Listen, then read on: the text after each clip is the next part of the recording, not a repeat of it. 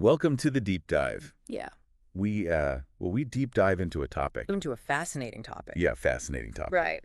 And today we're strapping into our spaceships. Oh, yeah. And rocketing into the Marvel Cinematic Universe for a deep dive into James Gunn's Guardians of the Galaxy.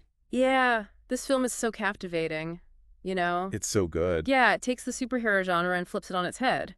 Really does. You know, instead of brooding vigilantes or billionaire playboys, we have a ragtag group of cosmic misfits. That's right. Who become quite unexpectedly Guardians of the Galaxy. Guardians of the Galaxy. Exactly. And it's not your typical superhero origin story. It really isn't. We open in 1988. 1988. Where young Peter Quill is dealing with the devastating loss of his mother.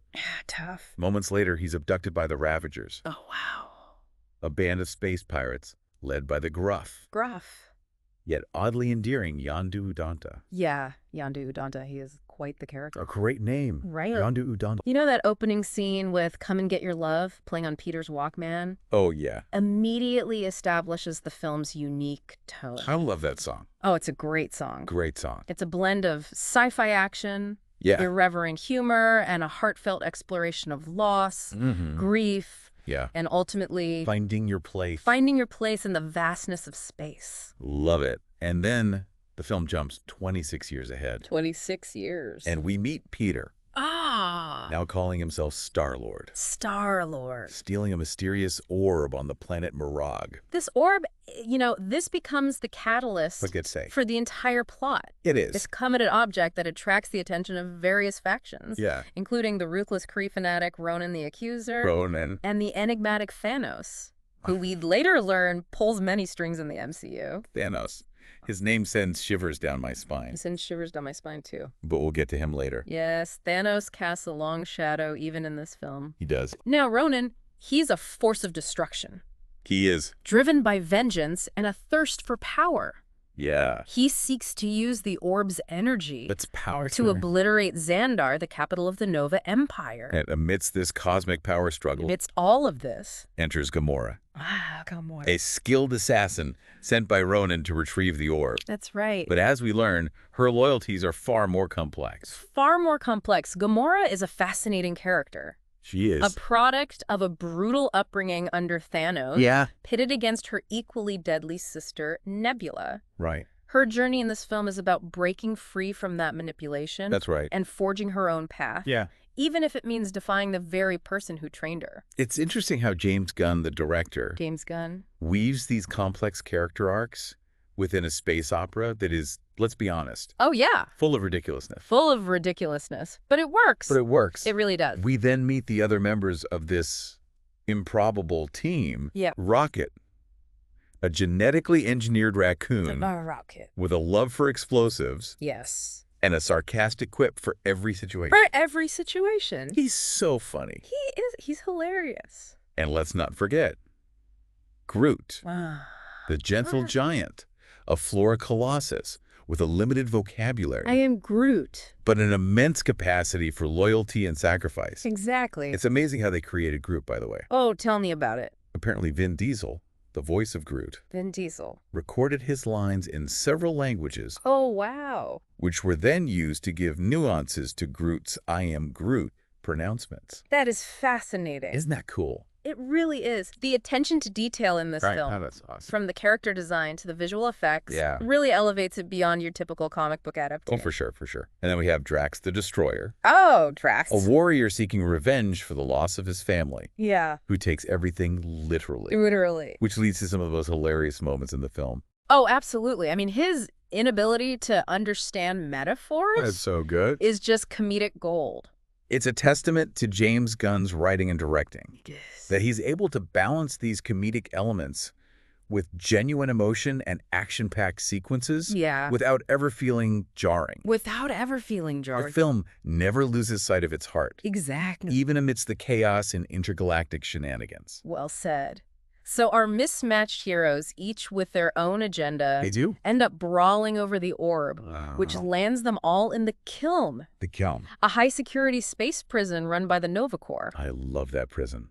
It's quite a place, isn't it? Yeah. The kiln sequence is a prime example of how the film masterfully blends character development with action and humor. Yeah. We see their initial distrust and animosity towards each other, but we also get glimpses of their unique skills and personalities hinting at the potential for teamwork. Right. And let's be real, nobody expects them to stay locked up for long. No, they're the Guardians of the Galaxy. They got to get out. Exactly. Their escape from the kiln is a masterclass in action filmmaking, showcasing their individual strengths and their growing ability to work together. Yeah. Even if it's more out of necessity than camaraderie at this point. I know, right? Yeah. It's a thrilling sequence. It is. Full of inventive gadgets, explosions, and, of course, Rocket's hilarious commentary as he dismantles security systems with glee. Oh, he loves it. He does. He loves blowing things up. The escape from the kiln leads them to nowhere. Nowhere. A mining colony located in the severed head of a celestial. In the severed head of a celestial? Wait, hold on. Yeah. For those who aren't familiar with the cosmic side of the Marvel Universe, what exactly is a celestial? That's a great question. It's a good question. Celestials are these ancient, incredibly powerful beings. Really powerful. Who predate most life in the universe. Think of them as cosmic engineers shaping galaxies and influencing the evolution of life on various planets. Wow.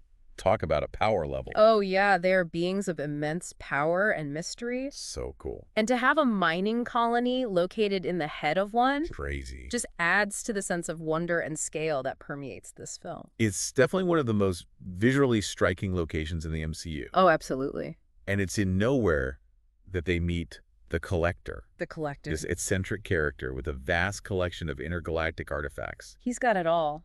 He does. The Collector, played brilliantly by Benicio del Toro. Oh, yeah. Such a good actor. Is a perfect example of the quirky, memorable characters that populate this film. Oh, yeah, for sure. He's creepy. He's fascinating. Yeah. And he plays a crucial role in revealing the true nature of the orb. He does. When he reveals that the orb contains an infinity stone. What? One of the 6 most powerful objects in the universe, capable of unimaginable destructions. That changes everything. It does. And with that revelation, the stakes are raised exponentially. For sure. This seemingly simple heist for a mysterious artifact has now become a battle for the fate of the galaxy. Oh, my goodness. That's how we end part 1 of Guardians of the Galaxy. What a cliffhanger. What a cliffhanger. What a movie so far. What a movie. We'll be back. We'll be back. For part 2. For part 2. Right after this break. Stay tuned. Stay tuned. Welcome back to our deep dive into Guardians of the Galaxy. We're back. When we left off, the Collector had just revealed the true nature of the orb. Oh, yeah. Big reveal. It houses an Infinity Stone. An Infinity Stone. An object of immense power, coveted by many, including the villainous Ronan. Oh, Ronan wants that power. He does. Yeah. The revelation about the Infinity Stone fundamentally shifts the film's narrative. It does. What began as a space adventure with comedic undertones suddenly takes on a much more serious and epic scope. It's a game changer. We're no longer just dealing with intergalactic outlaws and quirky collectors. Yeah, the stakes are higher now. We're now facing a threat that could potentially destroy entire civilization. That's right. It's a brilliant move by James Gunn. It is. Raising the stakes without sacrificing the film's unique blend of humor, heart, and action. I agree. And speaking of stakes, Ronan arrives on Nowhere, ready to claim the Infinity Stone for himself. Here comes trouble. Ronan's arrival on Nowhere is one of the most visually stunning sequences in the film. It is. His ship, the Dark Aster, descends upon the colony like a harbinger of doom. Yeah. Its imposing size and dark Gothic design, a stark contrast to the vibrant and chaotic atmosphere of Nowhere. They don't belong there. They don't. It's a tense moment as the Guardians, now fully aware of the danger they're in, try to escape with the stone. Oh. But amidst the chaos, we see a shocking betrayal. Oh, yeah. Gamora's own sister Nebula turns against her. She does. Driven by a deep-seated resentment and a desire to prove herself to Thanos. She wants to prove herself. The relationship between Gamora and Nebula is one of the most compelling aspects of the film. I think so, too. It's a classic sibling rivalry, taken to a cosmic level. Exactly. Fueled by years of manipulation and abuse at the hands of Thanos. Poor Gamora. Nebula's betrayal is a heartbreaking moment. It is. Highlighting the complexities of their shared history and the psychological toll of their upbringing. Really sad. It's a reminder that even in a film full of talking raccoons and sentient trees, the most powerful conflicts often stem from human emotions. That's true. Jealousy, resentment, the longing for love and acceptance. Very true. But let's not forget about our hero, Star-Lord. Oh, Star-Lord.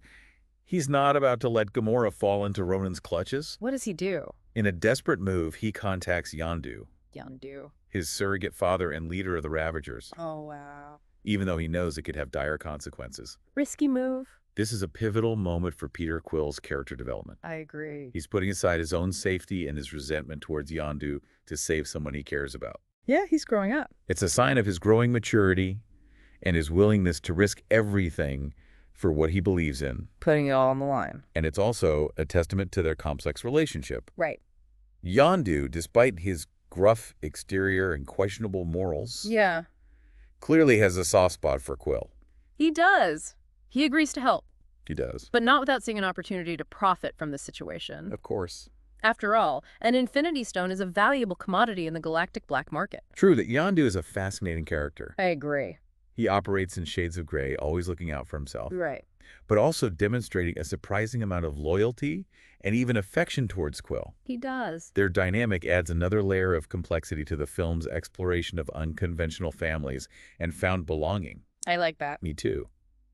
Their unlikely alliance leads to one of the most thrilling action sequences in the film. Oh, yeah. A space battle that pits the Guardians, the Ravagers, and the Nova Corps against Ronan's forces. That's a lot of firepower. This is where the film's visual effects really shine. They're amazing. We see spaceships dogfighting amidst a backdrop of swirling nebulae in distant galaxies. Beautiful. The action is fast-paced and exhilarating, but it never feels overwhelming or confusing. Right. You can tell that a lot of care and attention went into crafting each shot. Agreed. Ensuring that it's both visually spectacular and narratively coherent. They did a great job. And amidst all the explosions and laser blasts, so many explosions, we see each of the Guardians using their unique skills to contribute to the fight.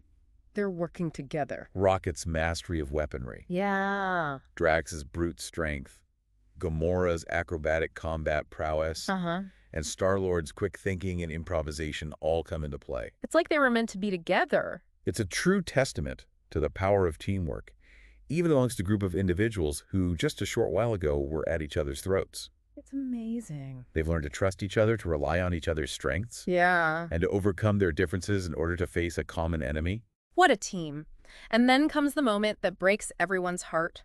Oh no. Groot's sacrifice. Groot. As Ronan's ship is about to crash, Groot envelops his friends in a protective cocoon formed from his own body. I'm not crying, you're crying. Shielding them from the impact. Such a powerful scene. Groot's sacrifice is one of the most emotionally powerful scenes in the film. It is. It's a testament to his selfless nature, his willingness to give his life for the well-being of his newfound family. For his family. And it's made even more poignant by his simple yet profound final words, "We are Groot."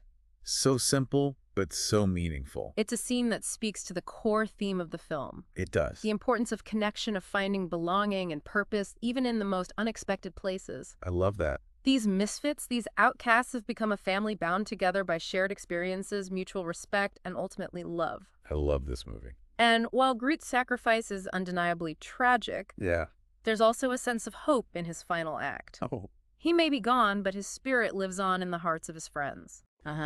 And in the small sapling that emerges from the wreckage. Baby Groot. Baby Groot. That sapling, of course, becomes Baby Groot. He does. Who would go on to steal our hearts in the sequels. He's adorable. He is. But before we get ahead of ourselves, we still have Ronan to deal with. We do. He's acquired the Infinity Stone and is intent on unleashing its power on Xandar. Uh-oh. The fate of the galaxy hangs in the balance. This is it. Ronan, now wielding the Power Stone, becomes a formidable adversary. I bet. He's consumed by rage and vengeance, believing that he's doing what's necessary to right the wrongs done to his people. He thinks he's the good guy. He does. But his actions are driven by blind hatred and a lust for power, making him a truly dangerous antagonist. He's a scary dude. The Guardians, despite their grief over Groot's sacrifice, and the seemingly insurmountable odds stacked against them, refuse to give up. They can't give up. They know that they have to stop Ronan no matter the cost. And it's in this final confrontation that we see the true depth of their bond and their evolution as a team. The final battle is a breathtaking spectacle. It is. Combining visual effects, action choreography, and emotional storytelling in a way that few superhero films achieve. So good. We see the Guardians working together seamlessly, their individual skills complementing each other as they take on Ronan and his forces. Teamwork makes the dream work. And in a moment of brilliant improvisation, Star-Lord, remembering his love for music and his connection to his earthly past, challenges Ronan to a dance-off. A dance-off? It's a scene that perfectly encapsulates the film's unique blend of humor and heart. That's so James Gunn. Reminding us that even in the face of overwhelming darkness, a little bit of joy and light can make all the difference. I love that scene. It's a scene that initially seems absurd. It does. Even out of place. But it works brilliantly on multiple levels. I know, right? It disarms Ronan, momentarily throwing him off balance. And it allows Peter to connect with him on a human level. Right. Reminding him of the things that truly matter in life. The power of music. Exactly. And while the dance-off may not be enough to defeat Ronan, it does create an opening for the other Guardians to strike, ultimately leading to Ronan's downfall. They harness the power of the Infinity Stone collectively, sharing the burden and channeling its energy into a force for good. What a moment.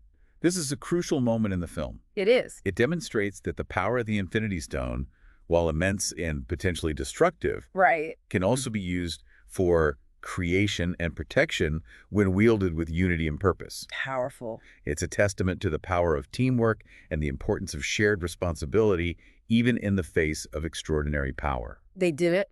Ronan is defeated, the galaxy is saved, and our heroes have cemented their status as the Guardians of the Galaxy. They earned that title. They did. But the film doesn't end there. It doesn't. We have the resolution of several key plot threads, including Yondu's fate, and the revelation about Peter Quill's true parentage. You're right. The film's final act is more than just tying up loose ends. It's about exploring the consequences of the choices our characters have made and the lasting impact of their journey together. I like that. For example, we see Peter finally opening the last gift from his mother, a cassette tape filled with her favorite songs. It's a great mix. It's a touching moment that brings the film full circle, reminding us of the emotional core of the story amidst the cosmic spectacle. I love that scene. It's a reminder that even in a galaxy full of wonders and dangers, the most powerful connections are often the ones we forge with those we love. Very true. And speaking of connections, the reveal that Peter's father isn't human, but a member of an ancient and powerful celestial race, adds another layer of intrigue to the story. I know, it's like, what? It's a classic Marvel cliffhanger. It is. Leaving the audience with more questions than answers and hinting at future adventures for Peter and the Guardians. It also connects the film to the larger cosmic mythology of the MCU, hinting at the vast and interconnected nature of this universe. I love how this film, while being a standalone story, also seamlessly integrates into the larger MCU tapestry. I agree. It's like each film is a thread, and together they weave this incredibly intricate and expansive narrative. Exactly. And that's one of the things that makes the MCU so engaging. So engaging. It's a universe full of possibilities where every story, every character has the potential to connect with something bigger, something more epic in scope. I love it. Yeah. And let's not forget the post-credit scene. Oh, the post-credit scene. We get a glimpse of the collector's collection, now in disarray after the events on Nowhere. And amongst the wreckage, we see a canine cosmonaut and Howard the Duck. Howard the Duck. What a cameo. What a cameo. That scene is pure James Gunn. It is. It's a reminder that this universe is full of weirdness, humor, and unexpected surprises. You never know what you're going to get. You don't. It's a wink to the audience acknowledging the absurdity of it all, while also inviting us to embrace the joy and fun of this comic book world. So true. It's a perfect ending to a film that celebrates the power of embracing your own quirks and finding a place where you belong. Even if you're a talking raccoon, a sentient tree, or a green-skinned assassin. I love that message. Me too. Yeah. So what are your final thoughts on Guardians of the Galaxy? Oh, man. What makes it stand out in the ever-expanding landscape of superhero film? For me, it's the perfect blend of humor, heart, and action. Yeah. It's a film that can make you laugh out loud one minute and then bring tears to your eyes the next. For sure. It's a reminder that superhero films can be more than just capes and tights and CGI explosions. Right. They can be about finding your family, embracing your differences, and finding hope in the most unexpected places. Beautifully said. I completely agree. Guardians of the Galaxy is a film that defies expectations. It's a space opera with a rock and roll soundtrack, a superhero film with a heart of gold, and a reminder that even the most unlikely heroes can save the galaxy. They can. One hilarious misadventure at a time. One hilarious misadventure at a time. What a movie. And if you enjoyed this deep dive into Guardians of the Galaxy, be sure to like, comment, and subscribe for more exciting explorations of the films we love. We'd love to have you back. Until next time, keep watching and keep exploring the vast and ever-expanding universe of cinema.